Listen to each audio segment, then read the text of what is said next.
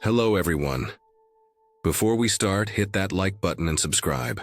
Drop a comment with where you're watching from and what time it is for you. That's how YouTube keeps sending you stories like this. And now, let's get into it.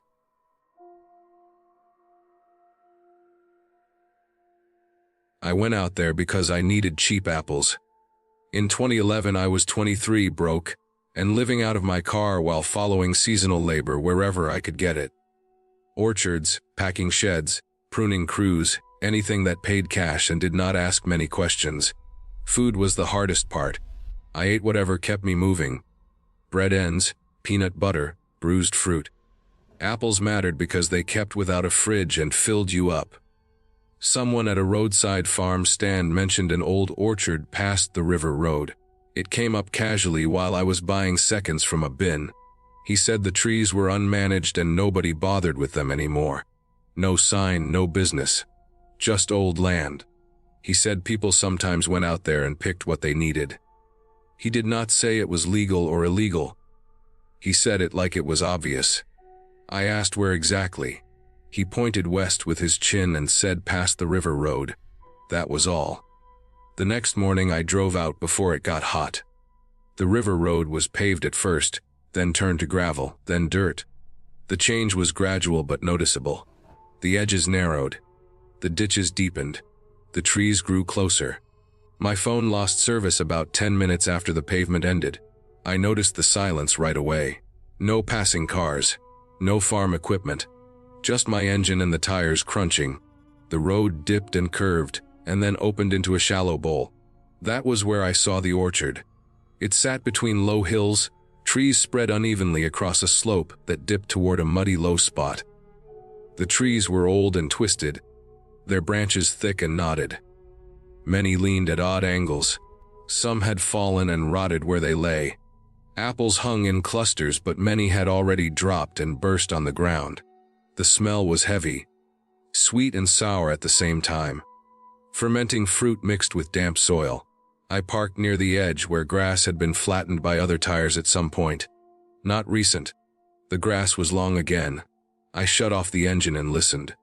There were no birds, no insects, no flies even around the rotting fruit. That should have bothered me more than it did. At the time I felt relief. Quiet meant focus. Quiet meant I could work. I took a crate from the back seat and walked into the orchard. The ground was uneven and soft in places. Mud clung to my boots. The apples on the ground were slick and collapsed underfoot. I moved slowly to avoid falling. The trees were closer together than I expected. The light dimmed as I went deeper. Branches overlapped and blocked the sky. Some apples were good. Firm, red, clean enough to wipe on my shirt. Others were scarred or worm-eaten. I chose carefully. I filled the crate halfway and set it down. That was when I noticed the feeling. It was not sudden. It was more like realizing you have been holding your breath, a sense of attention. I felt watched, but not from the tree line. It felt closer, between the trees, at eye level, as if something was standing still and facing me. I stopped moving. I listened. Nothing changed. No sound, no shift in air. I told myself it was nerves, hunger, lack of sleep. I picked another apple and wiped it. My hands shook slightly. I forced them steady. I reminded myself I had lived in my car for months. I had slept in rest areas and behind warehouses. Fear did not help. I moved to the next tree. The feeling followed. It did not intensify. It stayed constant, present. I noticed the ground then.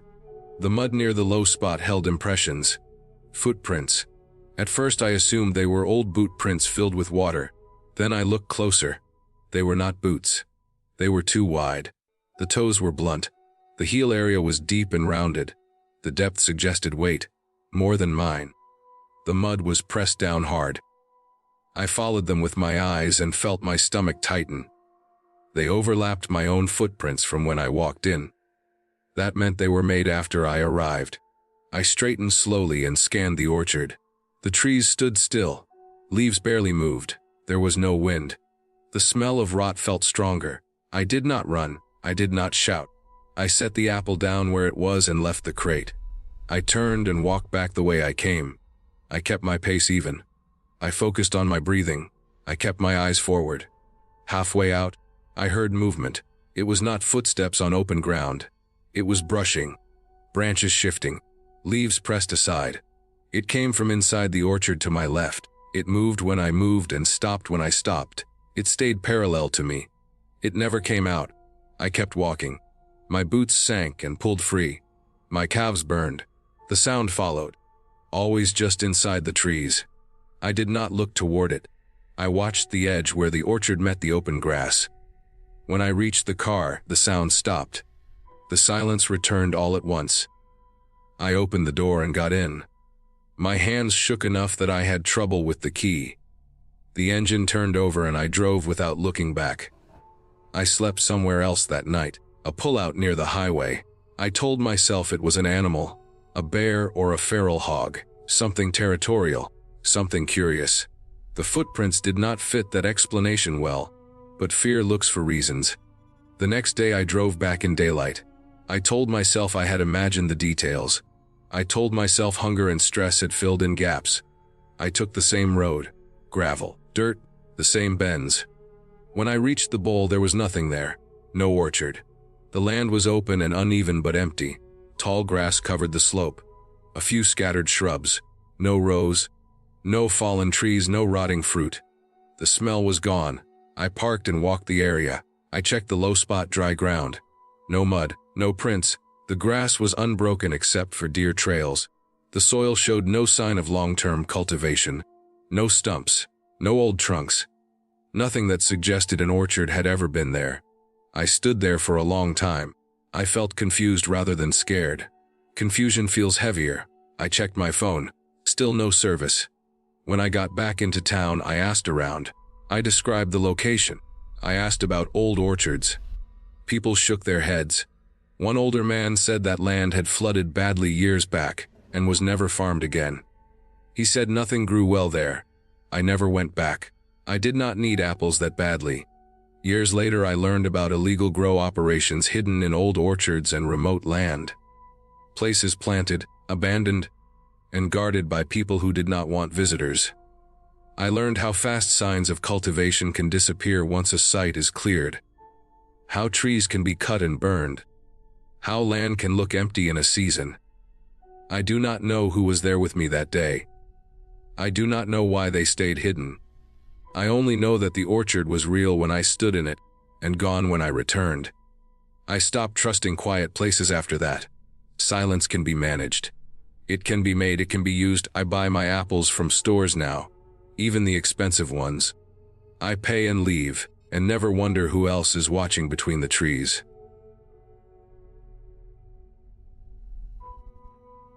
We were camping because we were bored in 16, and thought the countryside was empty at night. That was the whole reason. No plan beyond getting out of town and drinking where no one could see us. We drove until the streetlights ended, and the road thinned into gravel. Fields spread out on both sides, flat and dark, stitched together by hedges and irrigation lines. We parked by a drainage ditch near a gate that hung crooked and rusted. There was no sign saying no trespassing, which we took as permission. We carried one tent and a cooler into the grass and set up close enough to the road that we thought we could find it again, if we needed to leave. The night was warm for late summer. Crickets were loud. The air smelled like cut hay and damp soil. We drank too much too fast because that is what we did back then. The alcohol burned and then softened everything. The fields felt bigger. The sky felt lower. We lay on our backs and watched clouds move across the stars. Cars passed now and then, but farther apart as the night went on. After a while the road went quiet. Around midnight we heard music. At first it sounded like wind through metal, a thin reedy sound that came and went. I thought it was part of the irrigation system. Then it resolved into something with rhythm. Not a song I recognized, not clean, but played by someone who knew what they were doing. It had the push and pull of bellows. Accordion was the word that fit best. It drifted across the fields without a clear source. There were no lights anywhere. No farmhouse. No yard lamps. just dark rows and the low shape of trees far off. The sound did not stay in one place. It moved. Sometimes it seemed closer, then farther. Sometimes it thinned until it almost vanished, then returned stronger. It felt like it was being carried by someone walking, the volume shifting with each step. We stood and listened. The alcohol made us careless. The idea that someone else was out there felt like a novelty, not a warning. We told ourselves it was a farmer or someone camping like us. Even though the hour made that unlikely, we followed it. We walked away from the tent and the road, guided by the sound. The grass brushed our legs at first, tall and dry. Then the ground changed to packed dirt where machinery had worn a path. The smell changed too. Sweet rot rose from somewhere ahead, like silage or compost. The music kept pulling us forward. It never got loud enough to hurt, never close enough to pin down. It stayed just far enough away to make us take another step. The fields narrowed into a corridor between hedges. The night felt thicker there. The crickets fell quiet, then returned in uneven bursts. The dirt path dipped and rose. I remember thinking we had been walking longer than it felt like we should have. I looked back and could not see the road. The darkness behind us looked the same as the darkness ahead. The music stopped all at once. There was no fade, no final note, just silence. The sudden absence made my ears ring. We froze. The smell of rot was stronger now. It clung to the back of my throat. The ground underfoot felt spongy in places, like the top layer was wet or broken down. I realized then that we had not been moving in a straight line. The sound had been drawing us away from the road in a gentle curve. We were deeper into the fields than any of us intended to be. Something ahead of us changed shape. At first it looked like part of the field, a darker patch against the darker ground. Then it rose. It did not step forward. It unfolded. One section lifted, then another, joints locking into place with a slow certainty. It ended up taller than any of us, narrow, with long limbs that did not bend the way I expected. I could not see a face. I could not see hands. Just a tall figure made of angles, standing where nothing had been a moment before. My chest tightened. The alcohol did not help. It made the edges of things blur, but the center of that shape stayed sharp. The air felt pressed down heavy and still. I was aware of my breathing loud in my head.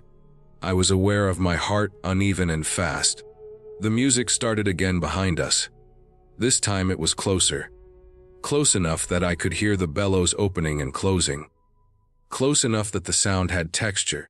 The scrape of air through reeds, the faint clack of keys. It was wrong in that space, too intimate. The direction of it snapped something in me. Whatever was ahead did not move. It stayed there, upright, blocking the path forward. We ran. We did not plan it. Our bodies decided before our minds caught up. We turned and went back the way we thought we had come. The dirt path seemed to split, then merge. The ground grabbed at our shoes. The smell followed us. The music stayed behind us, not gaining, not fading. It kept the same distance, as if the person playing knew exactly how fast we were moving. I fell once and caught myself on my hands. The dirt was wet. Something squelched. I did not look at what it was. I pushed up and kept going. My lungs burned. My legs felt heavy. The night did not change. There was no sign of the road, no car lights, no horizon. The music finally stopped again. And that silence was worse because it meant we had lost the only marker we had. We kept running until our bodies gave out. We slowed to a walk, then staggered. Dawn crept in without announcement. The sky lightened from black to deep blue to gray. Shapes emerged. Rows of crops. A low shed, a line of trees. We found a gravel track that led to the road we had parked on. Our car was still there. The tent was still standing, collapsed on one side where the wind had caught it. We did not go back into the fields. We drove home as the sun came up, quiet, sick, exhausted. The alcohol wore off and left a headache that lasted all day. For weeks after, I tried to make sense of what we had seen. I went back in my head and stripped it down to what was real. There was an explanation for the music. Later that year, I learned about a man who lived on the far edge of those fields. a seasonal worker who played accordion while he walked his rote checking irrigation at night. The sound would carry and bend with the wind. The stop and start could be explained by him pausing to adjust valves. The way it seemed to move us away from the road could be the simple fact that sound travels unevenly over open ground, louder along the paths that already led deeper into the fields. The smell made sense too. There was a silage pit not far from where we had been, a shallow trench used to store fermented feed. In the dark, with our senses dulled, we could have wandered close without realizing it. The spongy ground could have been runoff, the surface broken down by moisture and rot. The tall shape was the hardest part to explain until I drove by that area in daylight months later. Near the hedges stood a piece of old farm equipment, left out between seasons. It was a collapsible irrigation riser, designed to fold down and then be raised when needed. In the dark with no depth cues, watching it be adjusted or caught by a shift in wind, it could look like it was unfolding on its own. Tall, narrow-jointed, faceless because it had none. Put together, it formed a picture that did not require anything beyond bad timing, alcohol, and youth. A man doing his job at night. Sound moving in ways we did not understand. Equipment that looked harmless in daylight and threatening in the dark. We were not lured by intent. We wandered because we followed a sound without thinking. Knowing that did not make the memory fade. None of us talk about what we saw because when we tried, the details never lined up. Each of us filled in gaps differently. The fear was shared, but the images were personal. What stayed the same was the feeling of being turned around without realizing it, of trusting a night that did not care where we ended up. I do not camp like that anymore. I do not follow sounds into fields I do not know. The countryside is not empty at night. It is full of people working, machines shifting, smells rising from the ground. It is full of ordinary things that can become something else when you are young and careless and far from the road.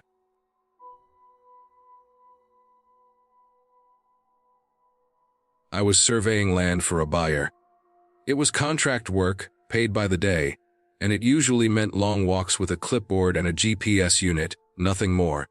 The instructions were basic: walk the fence line, note damage, check water access, photograph anything that looked expensive to fix.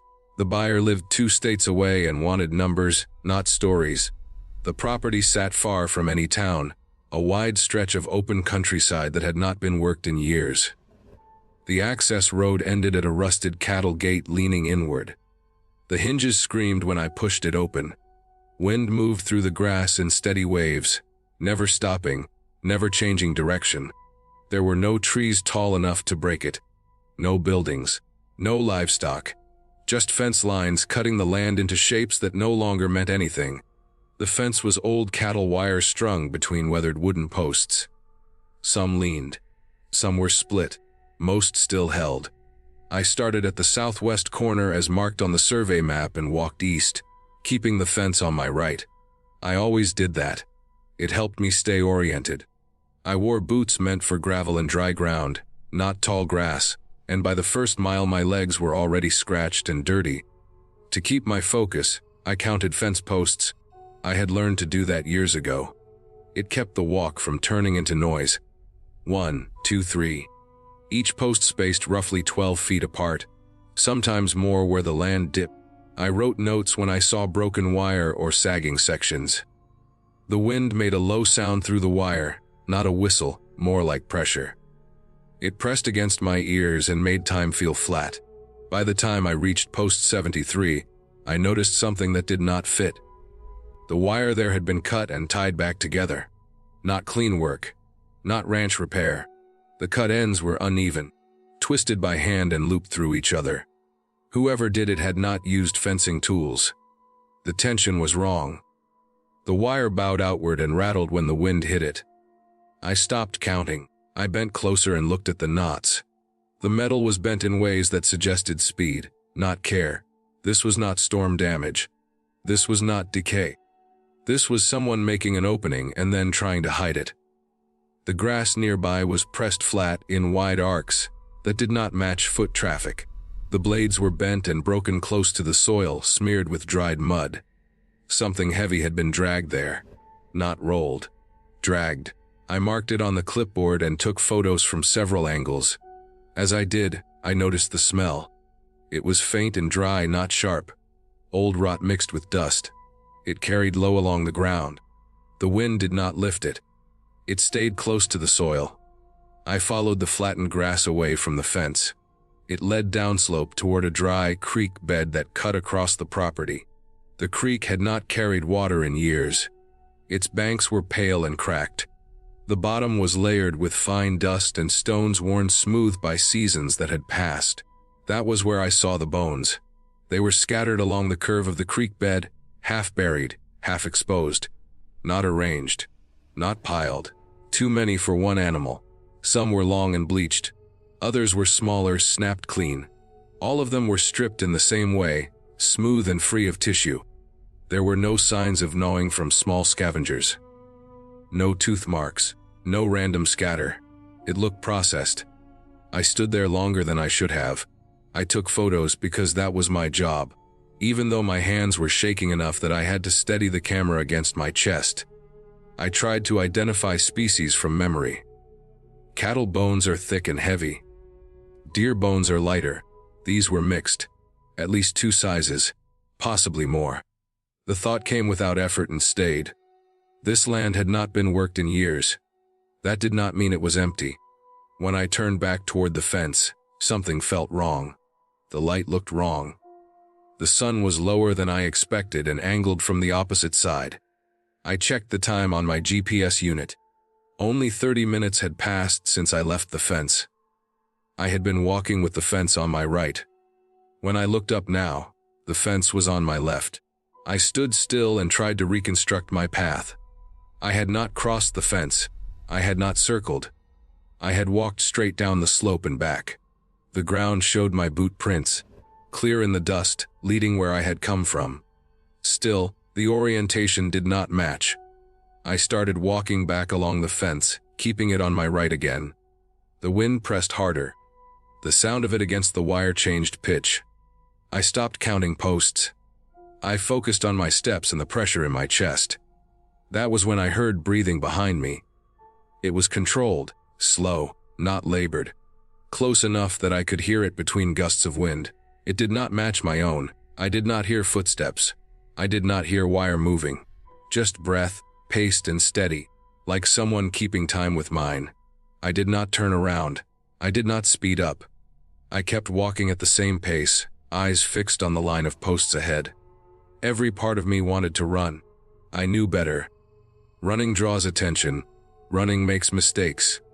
I focused on the rhythm of my boots in the grass. The breathing stayed with me for several minutes. It never closed the distance. It never fell back. It stayed just behind, careful and measured. I could not hear clothing. I could not hear skin brushing grass. Whoever it was knew how to move without sound. The fence line ended at the road. The transition was sudden. Gravel replaced grass. The wire ended at a corner post reinforced with steel. I stepped onto the road and kept walking without looking back. The breathing stopped the moment my boots hit gravel. I reached my truck and locked the doors before I put the key in the ignition. I sat there with both hands on the wheel, shaking so hard the horn chirped when my palm slipped. I waited until my breathing slowed before I drove. In town, I reviewed the photos. The cut wire, the flattened grass, the bones. I sent them to the buyer with the report. I did not add opinion.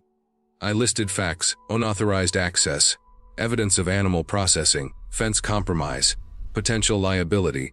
The buyer declined the property the next morning. No reason given. I did not follow up. I archived the job and moved on to the next contract. Weeks later, I learned from a county notice that the land was under investigation. Unpermitted slaughter, trespass, missing livestock reported by neighboring ranches. The case went quiet after that. No arrests announced. No public details released. I still survey land. I still count fence posts. I no longer leave the fence line. If something pulls me away from it, I mark it and return later with someone else. Some properties look empty. That does not mean they are. I went because my grandmother was worried, and when she worries, she does not exaggerate. She has lived on that road longer than anyone else still breathing, long enough to know the rhythms of the place. She notices when the mail does not get picked up. She notices when smoke stops rising from a chimney. She notices when a truck stays parked too long in winter, when even the coldest people still drive to town for groceries or coffee or nothing at all. The neighbor lived half a mile down the concession road, past a bend where the trees lean in and block the wind. He was older, quiet, polite in a distant way. He waved from his porch when you passed, always with the same thick coat and hat pulled low. He did not visit. He did not linger. He had lived there for years without becoming part of anyone's routine, which made his absence easier to notice. His truck had not moved in weeks. Snow had fallen twice since anyone remembered seeing it drive past my grandmother's place. The plow had gone by, leaving a ridge at the end of his drive, and that ridge was still sharp and untouched. The thing that bothered her most was the path. From her kitchen window, with binoculars she kept for watching deer, she could see the back of his property where the trees began. There was a wide track in the snow leading from behind his house into the woods. It was not a line of footprints. It was too smooth, pressed down and uneven at the edges, like weight had been dragged rather than carried by legs. There were no tracks coming back. I told myself there was a simple reason. He could have walked out before the last snowfall. He could have taken a sled. He could have fallen. People fall all the time in winter. But I still put on my boots and drove out, because my grandmother asked me to, and because I knew if I did not go, she would keep staring out that window, waiting for something to make sense. The house looked normal from the road. The yard was neat under the snow, no signs of struggle, no broken fence, no disturbed drifts except near the back. I knocked first, though I did not expect an answer. The door was locked. I circled the house, my boots crunching loud in the cold. The back door was unlocked. Inside, the air was stale but warm. The heat was on low, steady, the way people set it when they leave for a short time. The lights were off. Nothing was overturned. Shoes sat by the door, lined up. A coat hung on a hook. The kitchen smelled faintly of old food and cold metal. On the stove was a pot. I lifted the lid and saw soup frozen solid, the surface cracked and opaque. The burner was off. The pot was clean on the outside, placed carefully. The calendar on the wall was marked 3 days behind. A pen sat clipped to it. The writing was neat, the same hand for every note. I walked through the room slowly, not touching much. The bed was made. The bathroom sink was dry. A newspaper lay folded on the table, unread. There were no signs of panic. No mess that suggested a sudden event. It looked like a man who had stepped out and planned to return soon. The back window faced the trees. From there I could see the path clearly. It started near a small shed and led straight into the woods. The snow along it was pressed down deep, the edges dirty with leaves and bark. I opened the back door and the cold hit hard, sharp enough to make my eyes water. The silence was heavy, the kind that absorbs sound rather than carrying it. No birds. No wind in the branches. I followed the path because it was there. Because ignoring it felt worse than seeing where it went. It was wider than a person's stride, irregular, with marks along the sides that looked like something had scraped against the snow. Every few steps there were darker patches where the snow had thinned, exposing frozen earth beneath. There were no clear footprints, no pattern of boots or shoes. Whatever made the path had been in contact with the ground the whole way. The woods closed in quickly. The trees were dense, bare branches knitting together overhead. The light faded fast, even though it was still early afternoon. The smell reached me before I saw anything else. It was wet and animal, a mix of decay and damp fur, heavy enough to catch in my throat. I slowed down, every instinct telling me to turn back, but the path kept pulling my eyes forward.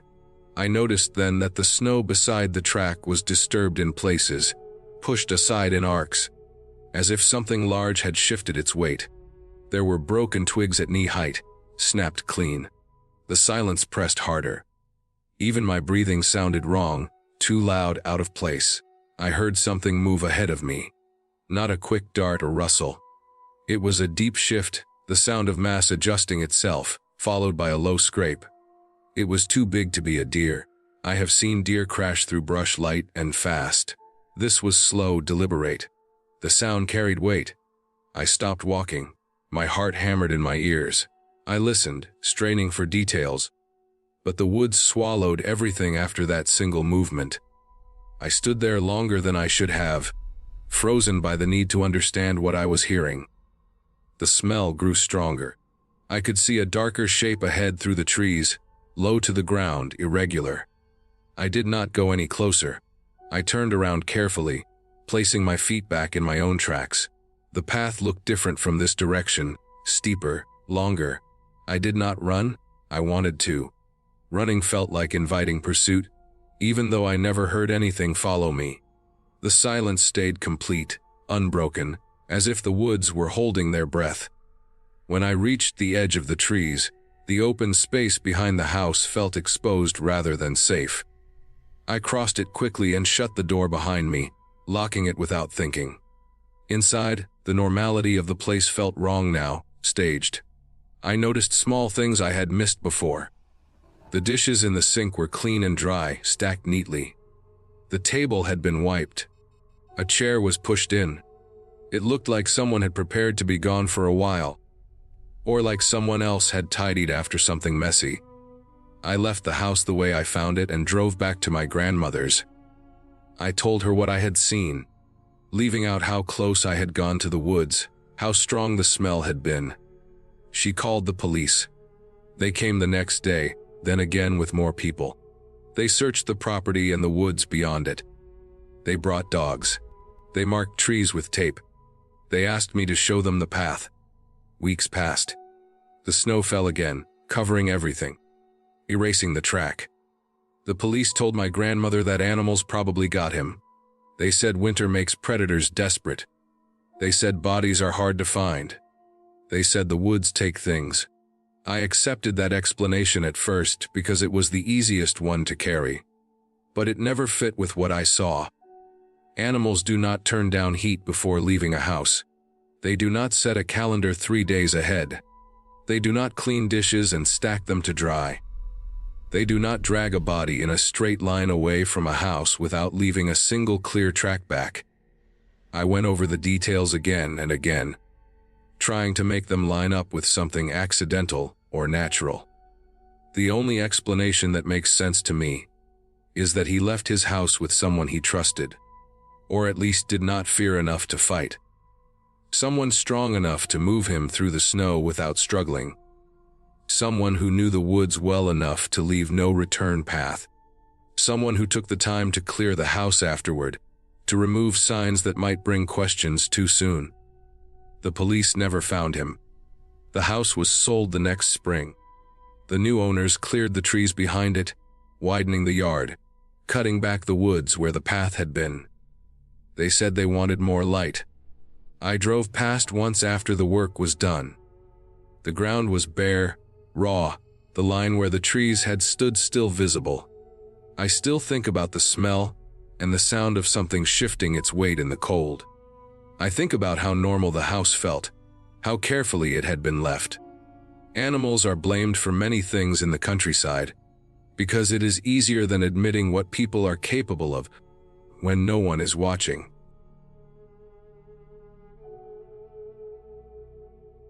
We went to the quarry because it was a dare, the kind that feels harmless when you are young and bored, and convinced that rules exist only to be tested. The place sat a few miles outside town, hidden behind scrub trees and a rusted gate that no one locked anymore. During the day it looked empty and sun-bleached, a bowl carved into stone with water collecting at the bottom. At night it was something else. Everyone knew you were not supposed to go there after dark. The reasons were practical. Old machinery left where it stopped. Sheer walls with loose rock, drop-offs that went from gravel to air with no warning. The stories came after. People disappearing. A kid who slipped and was not found until spring. A man who drove his truck too close to the rim and watched it slide. Those details made it better for the dare. Fear was the point. We parked on the access road and walked in, 4 of us with cheap flashlights and phones that barely held a charge. The moon was thin and low. Clouds moved fast. The ground changed under our shoes as we passed the gate, from dirt to crushed stone that clicked and shifted. The sound carried farther than it should have. Every step felt amplified. The air dropped a few degrees as soon as we started down the cut path toward the pit. It was not just cooler. It pressed on my chest. The smell changed too. Wet rock. Oil that had soaked into the ground decades earlier. Something metallic that stuck to the back of my throat. The quarry opened up in front of us, as a darker shape against darker sky. The rim was uneven, jagged from blasting. Benches stepped down in wide rings. Water at the bottom reflected nothing. Our lights cut thin cones that seemed to die early, swallowed by distance and shadow. The beams jittered with our hands. I remember thinking that the light felt weak, like it was being absorbed. The sound behaved the same way. A cough came back late and bent, as if it had taken a wrong turn before returning. We followed a narrow track along the inside, keeping close to the wall. Old equipment sat where it had been abandoned. A loader with flat tires, its bucket half buried in rubble. A conveyor frame twisted and collapsed. Cables lay in loops that looked like snakes until you stepped closer. Warning signs were still bolted to posts, the paint peeled, the words faded but legible. Hard hats required. Keep back. No swimming. The rules felt outdated and ignored. The place felt watched by its own history. We stopped near a switchback that dropped to a lower bench. That was when the air shifted again. Not colder this time. Heavier. The pressure change made my ears pop. Our lights swept the rock face and the gravel at our feet. The echoes lagged.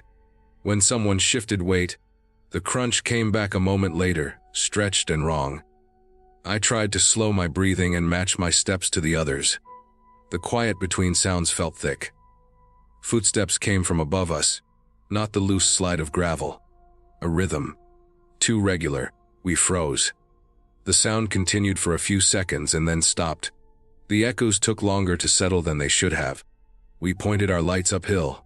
The upper ledge was a shelf of pale stone, 15 or 20 feet above, running along the curve. The beam caught dust hanging in the air. Then rocks began to fall.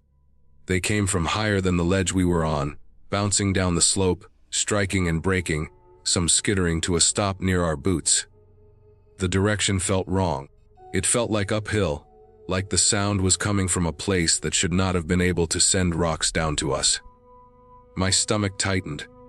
I forced myself to look carefully. Gravity in the quarry did not behave the way it does on a single slope. Benches overlap. A rock can start far back and roll out of sight, then reappear where you do not expect it. Knowing that did not calm me. One of my friends lifted his light higher and held it steady.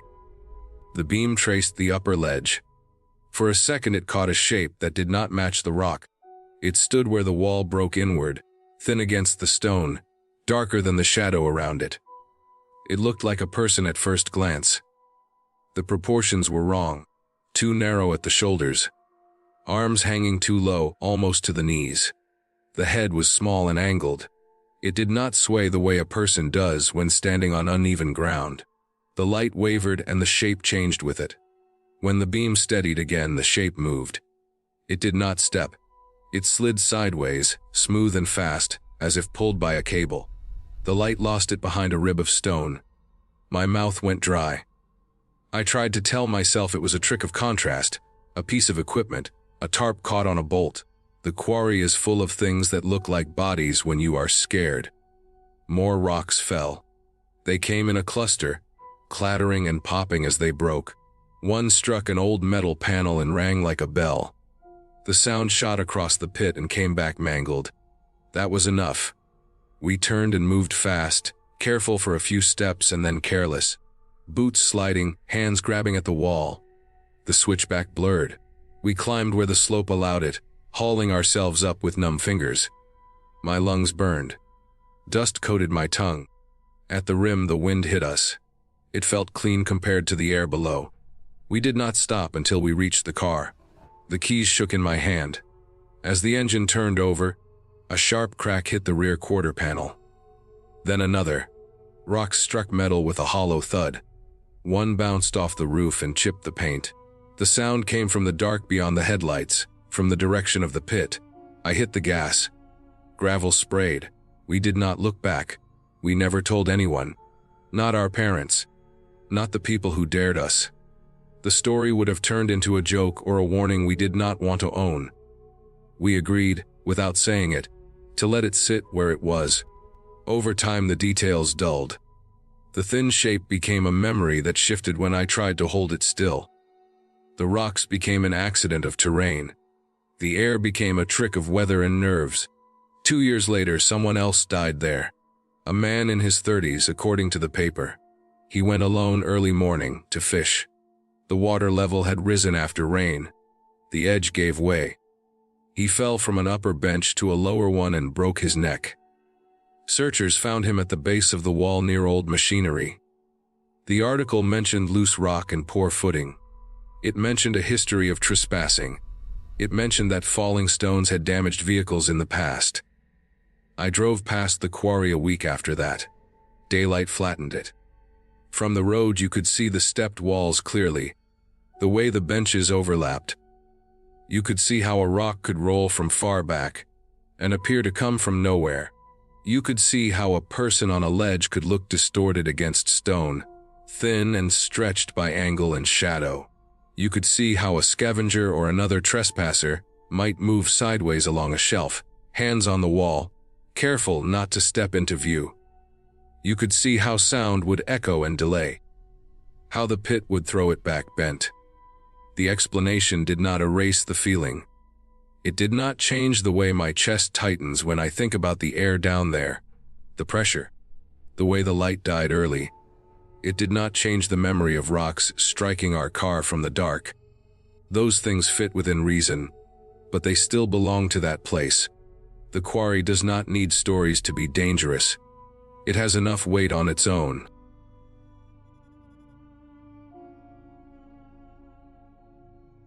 I went alone because the weather looked stable and I wanted a quiet day. The trailhead was empty when I parked. Just gravel, a locked cattle gate, and a sign with faded paint warning about livestock. I had a printed map folded in my pocket and a GPS watch on my wrist. The area was open moorland, long slopes of grass broken by rock and scattered trees. Nothing dramatic. I had hiked similar ground many times and never had trouble finding my way back. The main path followed the contour of the hill for the first hour. It was wide, packed down by boots and hooves, with short grass on either side. I passed a few old sheep droppings and bits of wool caught on wire fences.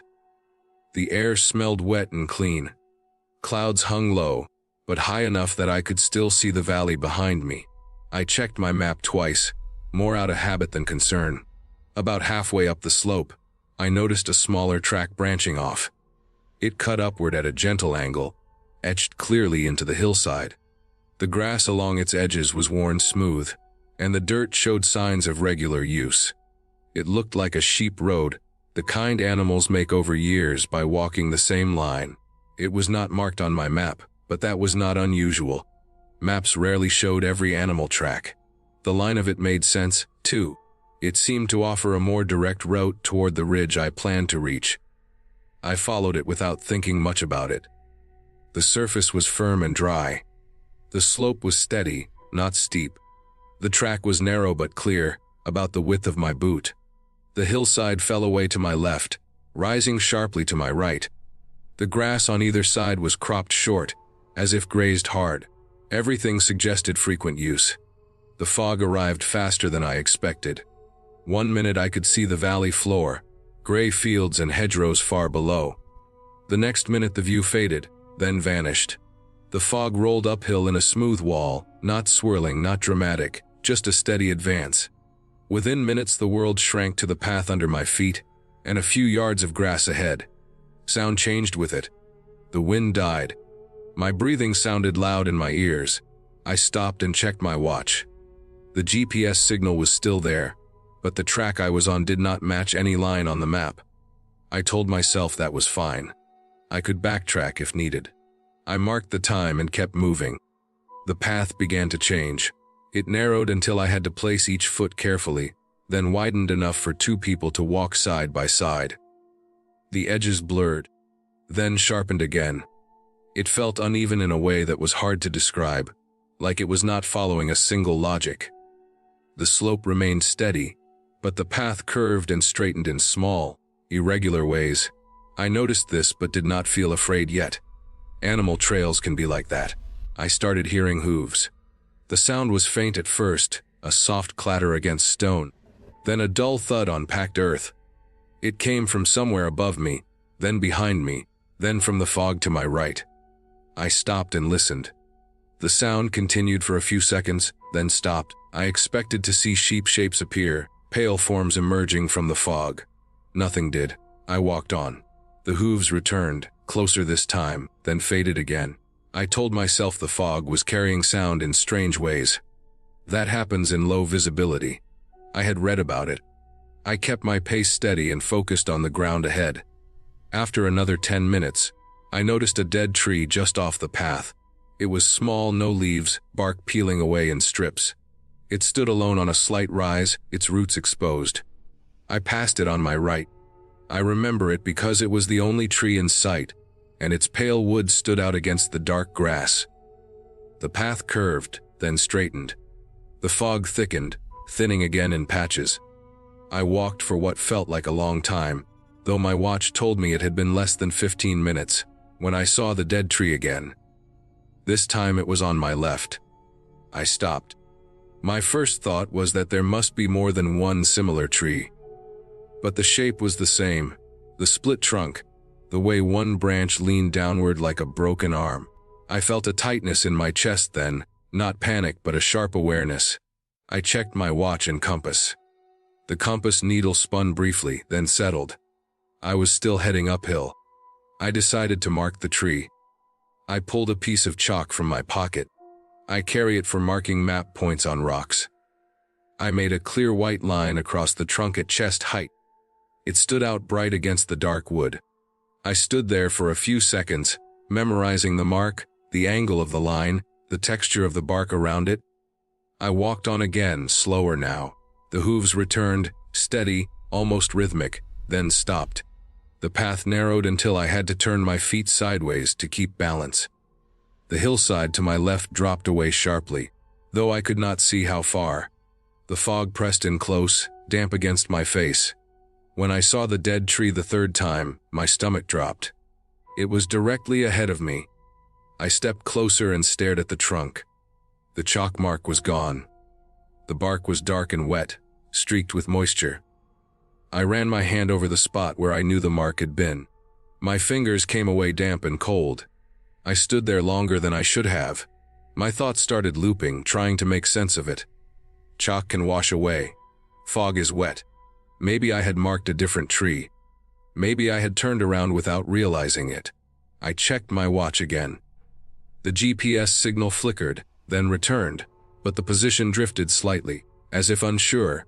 I started talking out loud then, not forming words, just making sound. It felt necessary. The fog swallowed the noise almost immediately, but hearing my own voice steadied me. I focused on simple actions. Turn around. Follow the path downhill. Go back the way I came. The problem was that the path did not clearly lead downhill. It sloped in the same gentle way. No obvious change. I tried following it in what I believed was the opposite direction. The hooves sounded again, now seeming to move with me, matching my pace. I stopped. They stopped. I moved. They moved. I forced myself not to run. The fog thinned slightly ahead and light brightened. I moved toward it, careful with each step. The path widened suddenly, then ended. I stepped forward and froze. The ground dropped away sharply in front of me, a sheer fall into empty space. The fog parted just enough to show rock and a long, steep slope below. One more step would have sent me over. I backed away slowly, heart pounding. I turned to look behind me. The path was gone. There was no clear line, no worn dirt, just unbroken grass sloping gently upward. It looked untouched, as if no one or nothing had ever walked there. The dead tree was nowhere in sight. The fog hung still, quiet and close. I stood there for several minutes, breathing slowly, forcing my thoughts into order. This was not a mystery. This was terrain and weather and animal behavior combining in a dangerous way. Sheep tracks can braid and loop. Fog can erase depth and direction. Chalk can wash away. My sense of time and distance had been distorted by stress. I checked my compass again and took a bearing toward the valley, the direction I knew would lead to safety. I ignored any hint of a path and moved straight across the slope, testing each step, keeping my body low. The grass was slick, but the angle was manageable. I moved slowly, deliberately, counting steps, stopping often to check direction. After a long time, the fog thinned enough for the valley to reappear below me. The sight of it brought a wave of relief so strong my legs shook. I continued until I reached the main trail again, wide and solid under my feet. Only then did I allow myself to sit down and rest. On the hike back, I stayed on marked paths and checked my position often. I did not hear hooves again. When I reached my car, the fog was already lifting from the hills, revealing the slopes and ridges clearly. From below, I could see faint lines etched into the grass. Countless sheep roads crossing and recrossing the hillside. From a distance, they looked logical. From inside the fog, they had nearly led me to my death.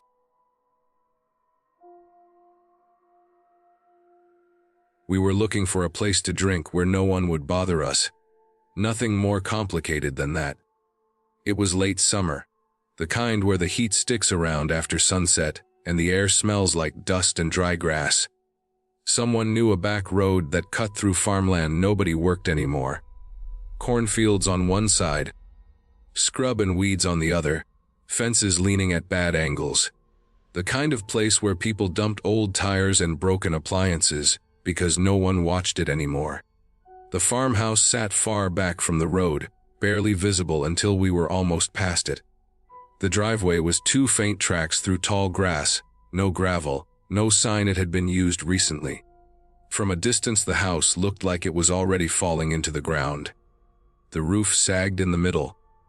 One corner had collapsed completely, leaving exposed beams darkened by weather. There were no doors. The frames were empty, jagged wood where hinges once were.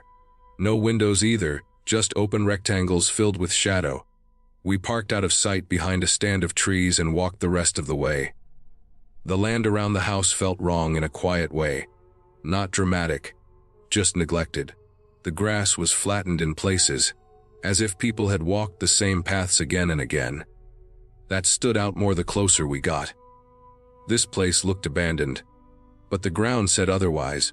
Inside, the air was cooler. It smelled like rot, old wood, and something faintly sour. The floorboards creaked under our weight, warped from years of moisture. Light came in through holes in the roof and the empty windows, cutting the dust into visible sheets. It took a moment for my eyes to adjust. That was when I noticed the mattress. It was shoved against one wall, stained and sunken in the middle, but not ancient. Nearby were empty food cans stacked neatly, labels peeled off. A plastic bag full of more cans sat in the corner. Someone had swept the floor around the mattress. Not well, but enough to clear the broken glass and splinters. There was a radio on a crate near the center of the room. It was old, scratched, the kind with a single knob. It was on.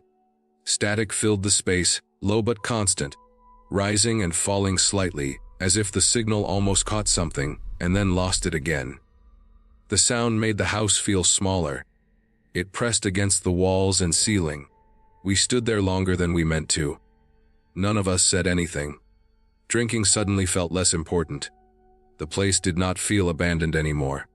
It felt occupied, even if no one was visible. There was a staircase along the far wall. It leaned slightly, missing a few steps near the bottom, but it still led up into darkness. The second floor was mostly gone. From below you could see the underside of the roof and the sky through broken boards. The sound came from upstairs. At first it was faint, easy to mistake for the house settling. Then it came again. A footstep, slow, heavy. The wood creaked under weight that did not sound like any of ours. It was not rushed. It was careful, deliberate, as if whoever it was knew exactly where to place their feet. The static from the radio seemed louder then, though I knew the volume had not changed. My chest felt tight. My skin prickled with heat despite the cool air. Another step. Closer to the stairs. We stayed still. The idea of moving felt dangerous, like it would draw attention. The steps continued until they reached the top of the staircase. Something shifted, the sound of weight adjusting. Then the footsteps began to descend. Each one landed slow and heavy, testing the step before committing. The wood groaned in protest. Dust fell from above in thin streams. The sound stopped halfway down. Nothing moved. The static filled the space again, loud in the silence left behind. My ears rang. My heart hammered so hard it felt visible under my shirt. The weight shifted once more, then the steps reversed direction. Up, away. Slow again. Careful again. The sound faded back into the broken upper floor, until there was nothing but the radio and the distant noise of insects outside. I did not wait to understand it. I turned and ran. The others did too. The floor creaked and popped under our feet as we moved fast, not caring where we stepped. I felt a sharp pain in my arm as I scraped it against a nail sticking out of the wall, but I did not slow down. The open doorway felt too small. The night outside felt too far away. As I crossed the threshold, the static behind us spiked suddenly, blasting loud and harsh, like someone had twisted the knob all the way without care. The sound followed us out into the yard, spilling through the empty windows, filling the space around the house. We did not look back. We ran through the tall grass, tripping, cursing under our breath, lungs burning. The darkness swallowed the house quickly. By the time we reached the trees, the radio was gone. Only the sound of our breathing and the night insects remained.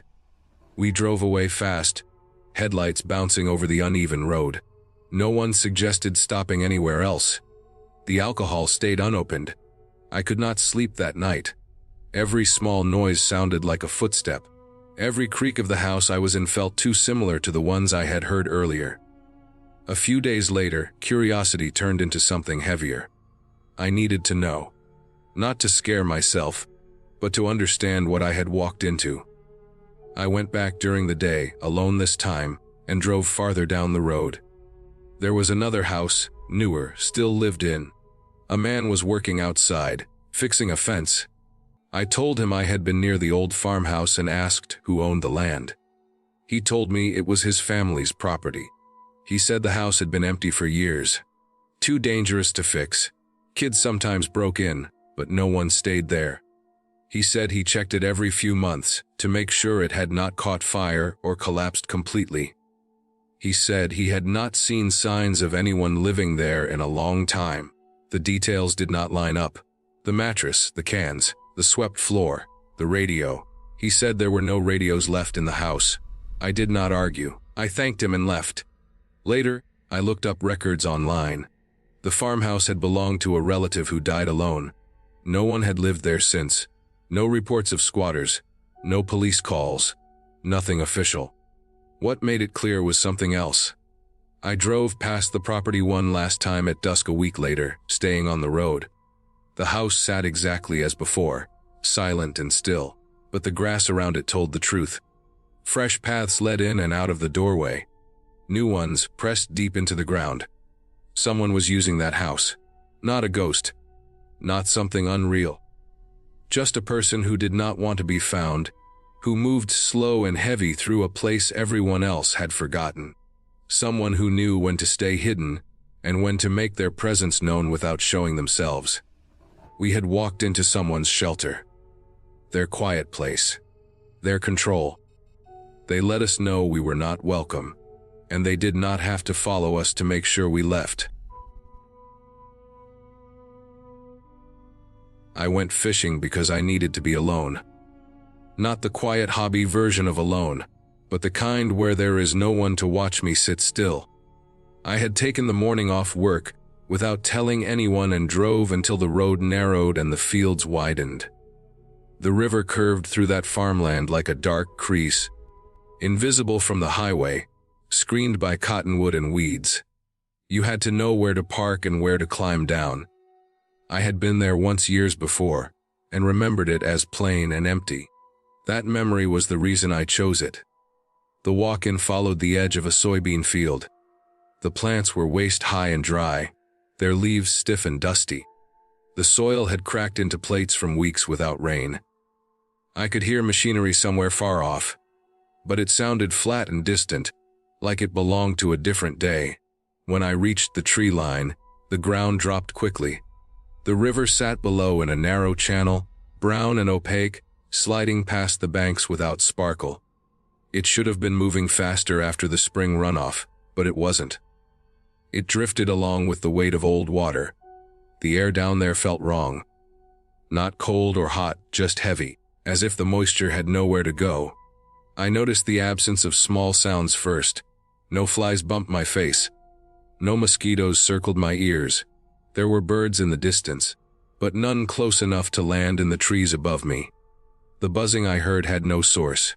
It stayed constant, a low electrical hum that did not rise or fall. I told myself it was wind through dry grass, though the leaves around me did not move. I set up on the inside of the bend where the bank sloped gently. The mud was firm near the edge, scored with tracks that had dried into shallow grooves. Some were raccoon, some deer. Others I could not place, wide and smooth, as if something heavy had slid in and out without feet. I planted my chair, assembled my rod, and threaded the line by muscle memory. I had done this enough times that the routine calmed me. Cast, reel, adjust, repeat. The lure landed with a soft plop and disappeared. The surface closed over it without a ripple. I watched the water while my thoughts slowed. The river carried debris at an odd pace. Leaves spun in place before drifting backward, then forward again, as if caught in conflicting pulls. A foam line clung to the far bank and crept upstream in a thin ribbon. I checked my line tension and felt nothing. No tug, no nibble. That was fine. I was not there to catch anything. I was there to sit and let time pass without being used. The first sound came from across the river. It was low and brief, a rough clearing of the throat, the kind a person makes without thinking. It startled me because it was too close and too specific. I looked up, expecting to see someone standing among the brush on the opposite side. The far bank rose steeply, crowded with reed grass and thorn. No paths, no footprints, no movement. The sound did not repeat right away, so I waited, listening. The buzzing continued. My line stayed slack. I shifted my weight in the chair, adjusting my boot on the mud. The sound came again, same tone, same length. It answered my movement with a delay of less than a second. My scalp tightened. I scanned the far bank again, slower this time, tracking every shadow. Still nothing. I told myself it was an animal. Deer cough. Birds make strange noises. People imagine patterns when they are alone too long. I cast again, aiming closer to the far side. The lure cut the surface and sank. I counted under my breath, then began to reel. Halfway through the retrieve, the water upstream from the lure wrinkled. The ripples ran against the current, narrow and deliberate, then vanished. I stopped reeling and watched. Nothing else happened. I forced myself to breathe evenly. Rivers are complex systems. Eddies move in strange ways. That explanation felt thin, but it was all I had. Minutes passed without sound. I relaxed enough to sit back. The sun climbed and the air grew thicker. Sweat gathered along my spine. I reached for my water bottle and drank, keeping my eyes on the opposite bank. When I lowered the bottle, the throat sound returned, closer this time, lower to the water. It did not echo. It carried clearly across the narrow channel. I felt watched in a way that had weight, not panic, just awareness. I decided to leave. Not because I felt chased, but because the place no longer felt empty. I reeled in slowly, careful not to splash. I broke down the rod section by section, keeping the movement smooth. Each small shift brought the sound again, always after me, never before. It matched my pace like a poor imitation. Not perfect, but close enough to register as intentional. I stood and lifted the chair. The mud released with a soft pull. Across the river, the water dimpled, then formed a line of ripples moving upstream along the bank. They did not fan out. They held shape, steady and controlled, following my progress as I stepped back from the edge. I could see the disturbance clearly now, a low wake without a visible body. It stayed tight to the shore, using the slower water, staying hidden under the overhang of grass. I walked, not fast, but faster than before. I kept my gaze forward and my ears open. The buzzing never stopped. The throat sound kept time with my steps. I did not turn around because I did not want to confirm what I already suspected. Animals track movement. Some use sound. Some learn quickly. When I reached the path up the bank, the ripples paused. I climbed, boots slipping on loose dirt. At the top, I stopped and listened. The river resumed its normal pattern. The foam line broke apart. The buzzing faded until I could hear insects again, faint at first, then stronger. The air lightened. Whatever had been moving in the water stayed there. I drove home without stopping. That night I searched local wildlife reports and old farm records. The area had an established beaver population. Large adults can weigh more than most dogs. They swim silently, create upstream currents near banks, and make low vocal sounds when disturbed. They are territorial and curious. They respond to movement and noise. The throat sound matched descriptions of warning calls. The wide, smooth tracks in the mud matched tail slides. I returned once, weeks later, with someone else, during midday. The river moved normally. Insects filled the air. I saw gnawed stumps and a collapsed burrow along the far bank. I did not sit, I did not fish. I stood long enough to confirm what lived there, and then left. I do not fish there anymore, because I understand what happened. I walked into a quiet stretch of water claimed by an animal that did not flee. It followed because that was its instinct. It matched my movements because that was how it judged threat. Alone, I filled in the gaps with fear. The danger was real, but it was not intentional. Knowing that does not make the memory lighter. It only makes it complete.